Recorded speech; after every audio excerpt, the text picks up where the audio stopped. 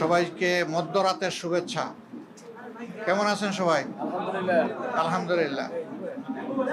আমরা আপনাদের মাধ্যমে প্রিয় দেশবাসীকে প্রথমে ধন্যবাদ জানাই যে দীর্ঘদিন পরে দেশের মানুষ দুইটা নির্বাচনে একই দিনে অংশগ্রহণ করেছে, একটি গণভোট আর একটা সরকার গঠনের জন্য ভোট। তা আমরা যতদূর জানতে পেরেছি, সংস্কারের জন্য যে গণভোট ছিল সেই গণভোটের পক্ষে হা ভোট বেশি পড়েছে। এই জন্য আমরা দেশবাসীকে আন্তরিক মোবারকবাদ জানাই। যদিও অফিসিয়ালি এটা ডিক্লেয়ার করা হয় নাই, শেষ পর্যন্ত কি হয় সেটা আমরা দেখার অপেক্ষায় আছি। আর সরকার গঠনের জন্য যে নির্বাচন হয়েছে সেখানে মূল প্রতিদ্বন্দ্বিতা ছিল মূলত দুইটা জোটের মাঝেই বলতে হবে। আমরা অংশগ্রহণ করেছি। নির্বাচনের প্রক্রিয়া যখন শুরু হয়েছে তখন থেকে শুরু করে আমরা আমাদের কার্যক্রম চালিয়েছি। আমাদের যারা প্রতিদ্বন্দ্বী ছিলেন তারা তাদের কার্যক্রম চালিয়েছে। স্বাভাবিক একটা নির্বাচন যখন হবে সবাই জিতবে না, কেউ জিতবে কেউ হারবে, এটাই গণতন্ত্রের সৌন্দর্য। আমাদের দেশে কিছু সংস্কৃতি আছে, আমরা এই সংস্কৃতিকে পাল্টানোর পক্ষে। তবে আমাদের কিছু অবজারভেশন আছে, সেই অবজারভেশনগুলো আমরা জাতির সামনে তুলে ধরার পক্ষে, যাতে ভবিষ্যতে একই অন্যায়ের বা সীমালঙ্ঘনের পুনরাবৃত্তি না ঘটে। বেশ কিছু ঘটনা ঘটেছে, আমরা এগুলা কম্পাইল করছি। আমরা আমাদের পরিসরে আবার বসবো। আজকে তো এই পরিসরে আমাদের বিস্তারিত আলোচনার সুযোগ ছিল না, কারণ এখন পর্যন্ত বেশ কিছু আসনে আমাদের জানা মতো আমরা এগিয়ে আছি এবং গণনাও কমপ্লিট, কিন্তু স্থানীয়ভাবে যারা রিটার্নিং অফিসার আছেন তারা ঘোষণা দিচ্ছেন না, ঝুলিয়ে রেখেছেন। তা আমরা বুঝতে পারছি না এটা কেন। মাঝখানে আবার ওয়েবসাইটে হঠাৎ করে দেখা গেল যে কে কতটা আসন পেয়েছে সেইটা দেওয়া হলো, মাঝখান থেকে উদাও হয়ে গেল, আবার নাই। আমাদের লোকদেরকে বসিয়ে রাখা হলো দীর্ঘ সময়। এই একটু আগে ওনারা একদম প্রথম পর্যায়ে 10টা 12টা কেন্দ্রের যে ফলাফল সেগুলা ঘোষণা করা শুরু করেছে, সেটা আবার বেসরকারি।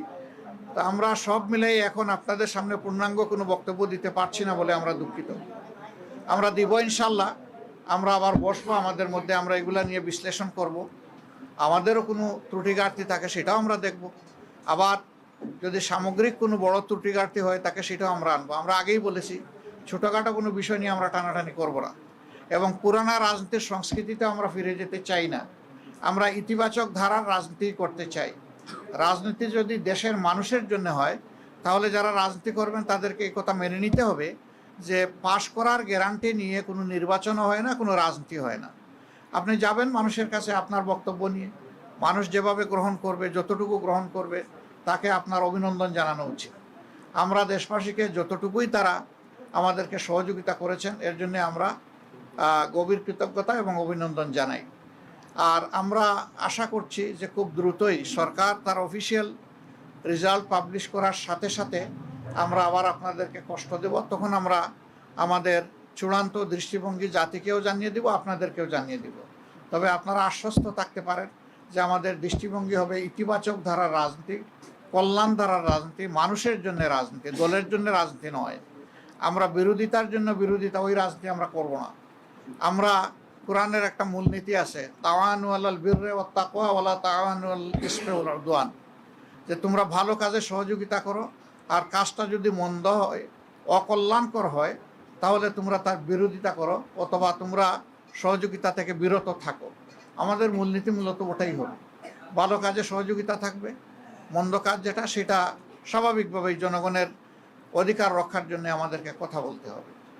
আর আমরা আশা করছি যে বিস্তারিত খুঁটিনাটি বিষয়গুলো আমরা কালকের মধ্যে বা পরশু দিনের মধ্যে হয়তো বা পেয়ে যাব।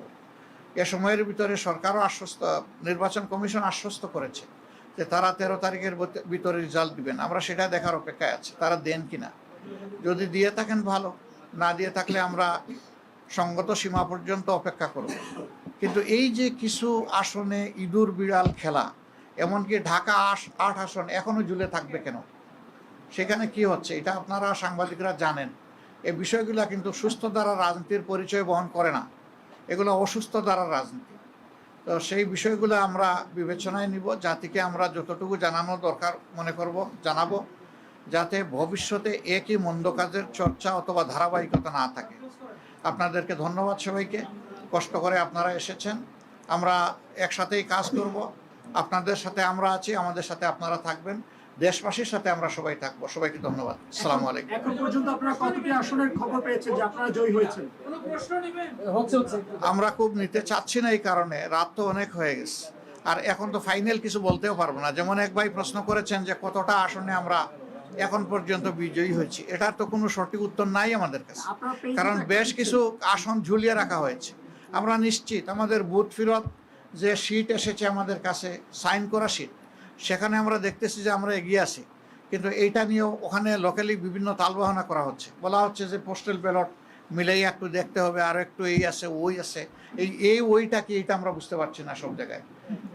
ওইর বাইরে এসে আমাদেরকে একটা ক্লিয়ার মেসেজ দিলেই আমরা তখন বলতে পারবো যে আমাদের অবস্থানটা কি। আপনারা কি কোনো কারচুপির আশঙ্কা করছেন বা সন্দেহ করছেন কিনা? ইঞ্জিনিয়ারিং অনেক কিছু তো হয়েছে, অনেক কিছু হয়েছে, কিন্তু এখনই আমরা এই ব্যাপারে কোনো কিছু বলতে চাচ্ছি না। আমরা বলেছি যে সব কিছু ফাইনাল যখন আমাদের হাতে এসে যাবে, আমরা বসে সব দিকের তথ্য নিয়ে, সব দল যারা আমরা 11 দল আছি তাদের নেতৃবৃন্দ আমরা বসবো, বসে সব তথ্য কম্পাইল করে আপনাদের সামনে আমরা আসবো। আপনি ইতিবাচক ভাবে নেওয়ার কথা বলেছেন, যদি নির্বাচন কমিশন যে ফল ঘোষণা করবে আপনারা সেটা মেনে নেবেন কিনা? আপনি আমার ইতিবাচক দ্বারা রাজনীতি থেকে যে মেসেজ নিতে চান সেটাই আমাদের মেসেজ।